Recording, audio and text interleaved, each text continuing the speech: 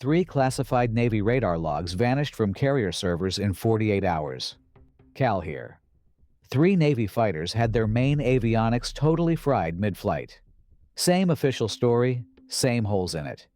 Inside the cockpit, every primary targeting display dropped to 0 in less than a second. What disabling these aircraft reveals is a level of electromagnetic control we cannot match. To understand how 3 F-18s went dark, we have to look back at military intercepts from decades before. The pattern did not start over the Pacific in 2014. In 1952, Air Force scrambles over Washington reported sudden radio cutouts near unidentified radar targets. Pilots flipped backup toggle switches, only to find the entire electrical bus drained completely dead. Air Defense Command logged over 40 separate electronic blackout incidents during scrambles in 5 years. Each time an interceptor closed within 2 miles, the primary radio transmitter began emitting high-pitched static. Mechanics opening avionics bays after landing found melted vacuum tubes and fused relays. Official incident reports blamed atmospheric inversion layers and localized magnetic interference. Subscribe to the channel if you want the unredacted truth behind these military encounters. Yet internal memos marked strictly confidential noted identical failure signatures across different aircraft models. F-86, Sabres, and F-94 Starfires suffered identical magnetic pulse impacts when tracking high-altitude metallic objects. The intelligence services knew these were not mechanical failures or ground radar errors. They were intentional electromagnetic countermeasures deployed against human aircraft. Commander Frank Miller was not a rookie looking for attention in the press. He had 20 years in naval aviation and over 4,000 hours in tactical jets. Miller had flown combat missions over Iraq and served as a Topgun strike instructor. His record was spotless, backed by thousands of carrier landings in all weather conditions. He knew every hum, vibration, and circuit breaker in the F-18 Super Hornet by heart. When a pilot of Miller's experience says an aircraft was forcibly overridden, you listen. He understood how radar systems processed returns, filtered noise, and locked targets. Nothing in his 2 decades of service prepared him for what happened over the ocean. His wingman that afternoon was a veteran lieutenant commander with 12 years in service. Together, they formed one of the most experienced 2-ship flights in the carrier strike group. It was a routine combat air patrol 80 miles off the coast of Southern California. The sky was completely clear, wind under 10 knots, visibility over 20 nautical miles.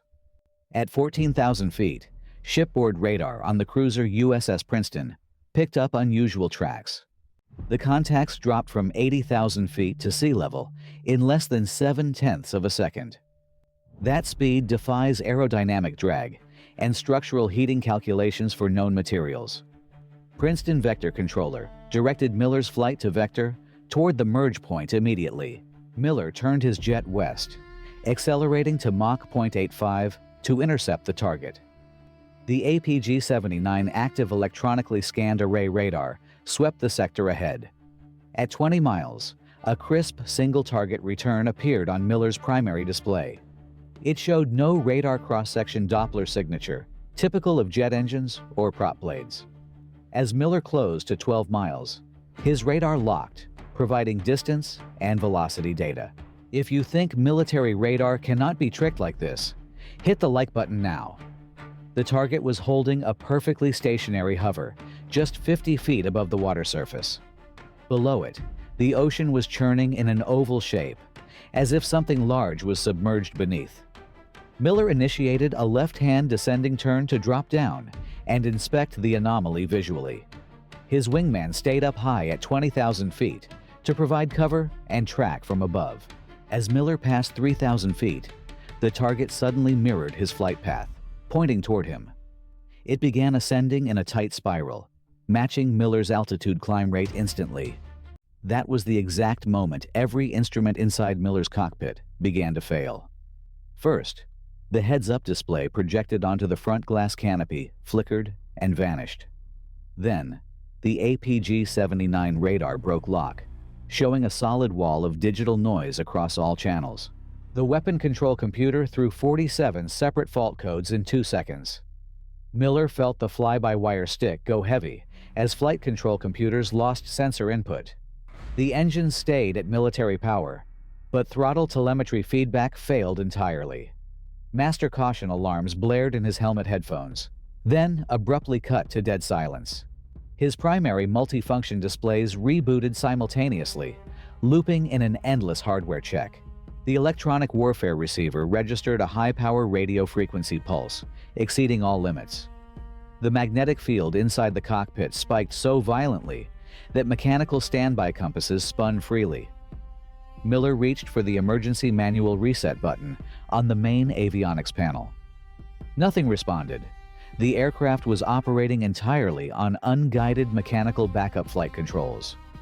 Over the radio, he heard his wingman screaming through heavy atmospheric static.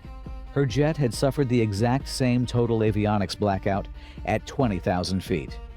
Both $50 million warplanes had been rendered defenseless in less than 3 seconds. Make sure to subscribe to the channel so you never miss another declassified military breakdown. Without radar or targeting optics, Miller looked out his left canopy glass. Less than 500 yards away, the craft was hovering completely motionless.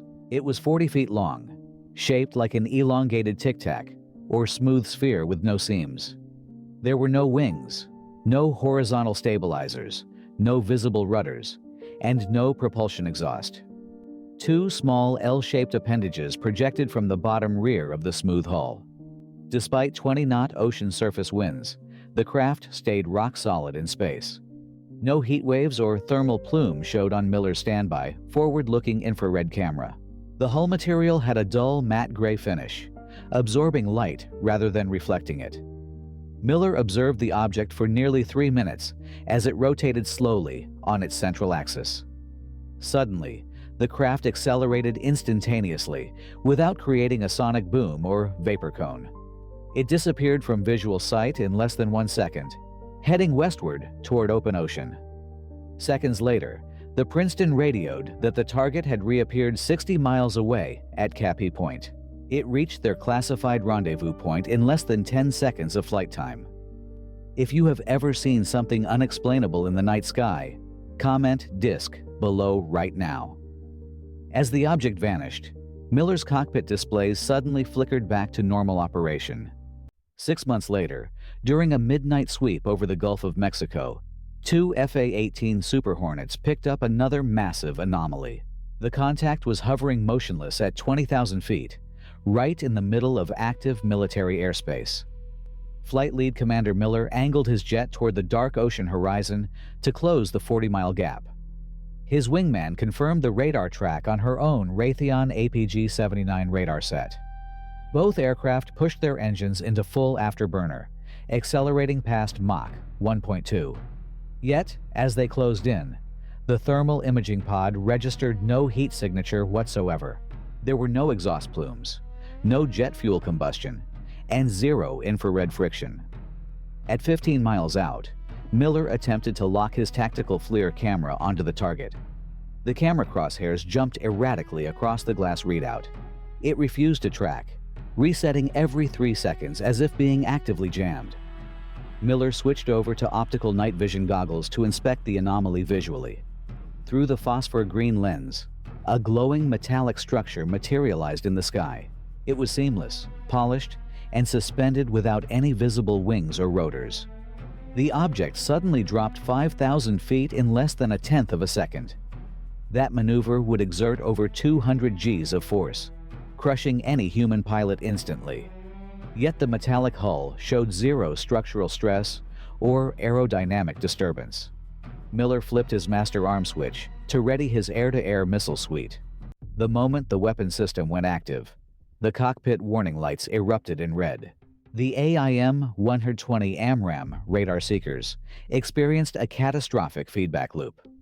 The internal avionics bus registered an electromagnetic pulse originating directly from the object. If you enjoy deep military case breakdowns, hit subscribe to support the channel. Both main multifunction displays turned completely black, stripping away all weapon control. Miller was flying blind at supersonic speed with zero tactical computer readouts.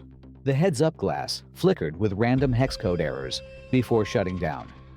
His wingman reported over the encrypted radio that her missile guidance systems had also fried.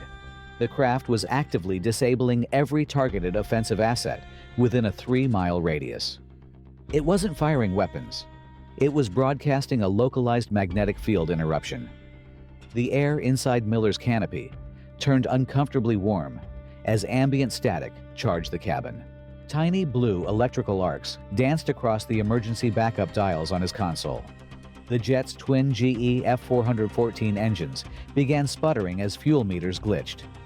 Miller disengaged the master arm switch immediately to break the system lock. The instant weapons went cold. The engine pressure stabilized back to normal parameters. With weapons offline, Miller pulled his FA-18 alongside the silent hovering craft. At a distance of less than 80 feet, his high-intensity external lights illuminated the hull. The top section of the vessel featured a translucent dome emitting a pale blue luminescence. Inside the dome, Miller clearly saw a slender humanoid figure seated before an unlit console. The entity had an oversized bald head, pale gray skin, and large, dark, almond-shaped eyes. It turned its head slowly, fixing its gaze directly onto Miller's cockpit. Miller felt a sudden, overwhelming sensation of pressure behind his eyes. His cockpit audio receiver picked up a continuous low-frequency hum that bypassed helmet insulation. The figure made no physical gesture, yet the jet began rolling on its axis against control inputs. I covered another case here on the channel about a commercial pilot whose cockpit was controlled mid-flight. The wingman captured 8 seconds of gun camera video showing the entity inside the canopy. The gray entity appeared completely unbothered by the supersonic atmospheric vortex around them. Without warning, a brilliant beam of ultraviolet light flashed from the underside of the sphere. Miller's night vision system burned out instantly, leaving the tubes completely ruined. When his eyes adjusted, the object was gone, leaving only a white ring of ion mist. If you've ever experienced an unexplained electrical blackout, drop the word blackout in the comments. 3 weeks later, the phenomenon escalated from single intercepts to targeting an entire carrier group. The USS Nimitz Combat Information Center picked up 14 unidentified contacts simultaneously. The objects dropped from 80,000 feet to sea level in under 2 seconds. That velocity exceeds 20,000 miles per hour without creating a sonic boom. 4 FA-18s were scrambled from the flight deck to establish a defensive barrier. As the fighters reached combat altitude, the carrier's primary AN/SPY-1 radar went down. Every radar display across 5 escort destroyers froze on the exact same frame. The radar operators reported total system lockup across all high-frequency bands. If you're still tracking this breakdown, subscribe to make sure you catch the next case. In the air, Miller watched all 14 objects swarm around his flight formation. They moved with coordinated intelligence, maintaining precise 50-foot spacing. Every jet in the flight experienced simultaneous telemetry collapse. Engine digital controls defaulted to mechanical backup modes across all 4 aircraft. The objects held position for 90 seconds, completely suppressing the strike group's defenses. Then, as if on a single command, all 14 craft shot straight up into outer space. Within 2 seconds, naval radar reacquired clean airspace with 0 targets remaining. The fleet was left floating in total electronic recovery mode over the Pacific. Miller turned his crippled jet back toward the carrier deck for an emergency landing. Once on the carrier deck, maintenance crews immediately surrounded Miller's Super Hornet. Technicians pulled open the avionics bay doors underneath the forward cockpit. What they discovered inside defied standard aviation engineering manuals. Heavy-duty copper wiring harnesses were fused together into solid metallic masses. The heat required to melt those bundles should have set the entire fuselage ablaze. Yet there was no scorch mark or fire damage on adjacent aluminum panels. Even stranger, the titanium wing spars exhibited permanent residual magnetic fields. Titanium is non-ferrous and cannot retain a magnetic charge under normal physical laws. The metal structure of the aircraft had been altered at an atomic level. Ground crews mounted a yellow stencil tag near the cockpit door. The aircraft was declared permanently unairworthy and ordered stripped for parts. The targeting pods were unbolted and sealed in lead-lined transport containers. Every flight data recorder from the strike group was impounded within 2 hours. The physical evidence showed direct, focused magnetic manipulation of military hardware. The aircraft didn't fail due to age. They were systematically neutralized from 50 feet away. Minutes after landing, intelligence officers met the crew on the flight deck. They didn't ask for a verbal briefing. They immediately seized every digital flight data recorder. Commander Miller was escorted to a windowless debriefing room below deck. For 4 hours, 3 civilian agents questioned every detail of the radar lock and electrical failure. Every pilot signed an immediate non-disclosure agreement under threat of court-martial. If you want to keep seeing these classified Navy cases exposed, make sure to subscribe to the channel right now. The radar tapes from the Carrier Air Defense Network were wiped before sunrise. The official log recorded the incident as a routine system calibration anomaly. Yet 2 damaged FA-18 engines were quietly replaced and shipped to a facility in Nevada. Miller was transferred to a ground post 3 weeks later, his flight status suspended without explanation. If you made it all the way to the end of this breakdown, comment "silenced" down below, so I know you finished it. The evidence was buried, but the physical damage left on those aircraft tells the real story. What do you think happened to those radar files? Right here on my channel, I have another video about an airline pilot who experienced a